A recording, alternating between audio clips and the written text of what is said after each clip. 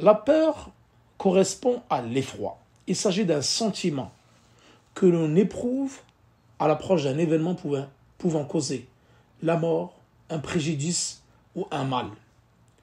Et Allah subhanahu wa ta'ala, il interdit de craindre les alliés de Satan et a ordonné de le craindre lui seul. Et la peur se divise en 4 catégories. أول خوف السر أن يخاف العبد من غير الله أن يصيبه بما شاء من مرض أو فقر أو غير ذلك بقدرته. C'est-à-dire la peur secrète, occulte, c'est le fait de craindre quelqu'un éloigné ou qui est mort dans sa tombe, et que cette personne-là qui est éloignée ou dans sa tombe, un mort, peut lui influer ou peut lui, de manière... c'est-à-dire il a une peur occulte et cette personne elle peut lui causer du tort. Et il en a peur même si cette personne elle est morte ou éloignée. Ça c'est la peur occulte et ça c'est du polythéisme.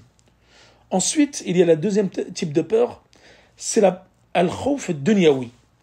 يخاف على دنياه يجعل الإنسان يعصي الله كترك النهي على المنكر أو فعل واجبات إلى غير ذلك. C'est la peur mondaine. C'est-à-dire qu'il a peur, il a peur des biens de ce bas monde-là. Il a peur des gens, ce que les gens vont penser de lui s'il commettait, par exemple, un acte d'adoration ou s'il délaissait un acte interdit. C'est-à-dire qu'il va le faire, il va délaisser un acte d'adoration ou commettre un interdit parce qu'il a peur des gens. Cette peur-là, nous allons le voir par la suite, c'est une peur qui est interdite, mais qui ne rentre pas dans le shirk, dans le polythéisme. Ensuite, il y a la peur naturelle. Al-khawf al-tabi'i al-jibilli موجود في كل نفس الإنسان كالخوف من النار أو الأسد.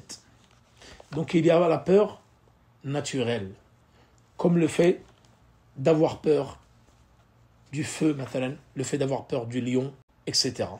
Et la quatrième peur, هي خوف وعيد الله والخوف من الله. C'est le fait d'avoir peur d'Allah subhanahu wa ta'ala et le fait d'avoir peur de son châtiment. وهذا من الإيمان. Et cette peur-là, c'est la peur qui est légiférée. Donc la peur d'adoration. Et cette peur-là, elle est louable. Parce qu'on n'a peur que d'Allah. Elle fait partie de la foi. Mais elle se doit d'être accompagnée de l'espoir. Donc si elle est dépourvue d'espoir, ça تؤدي إلى القنوط من رحمة الله. تؤدي إلى القنوط من رحمة الله. والخوف المحرم هو الخوف الذي يمنع الإنسان من أداء الواجبات. Il y a aussi une type de peur que nous avons cité précédemment qui est interdite. C'est celle qui interdit à l'homme de faire des actes d'adoration. وهو الخوف الدنيوي.